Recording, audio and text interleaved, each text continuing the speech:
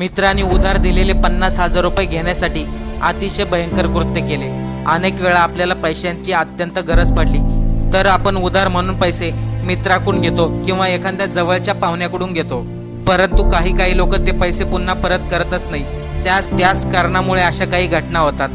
ही सर्व घटना छत्रपती संभाजीनगरमध्ये घडली आहे। सचिन अनिल टाळेकर याच्या मोठ्या भावानी श्रीकांत भाऊसाहेब आईवळे या मित्राकडून 50,000 रुपये उधार घेतले होते, परंतु बरेच दिवस झाले त्यांनी पैसे काही परत केले नाही। म्हणूनच श्रीकांत आईवळे आणि किरण शिंदे या दोघांनीही सचिन अनिल टाळकर याचे अपहरण केले आणि त्याला पुण्याच्या दिशेने घेऊन जाऊन मध्येच मारण्याचा प्लॅन होता। परंतु सिडको पोलिसांनी तात्काळ आरोपींना ताब्यात घेण्यासाठी त्यांचा पाठलाग केला आणि अवघ्या 2 तासातच श्रीकांत आईवळे आणि किरण शिंदे अपहरण करणारे या दोघांनाही पोलिसांनी ताब्यात घेतले। पोलिसांमुळे सचिनचा जीव वाचला।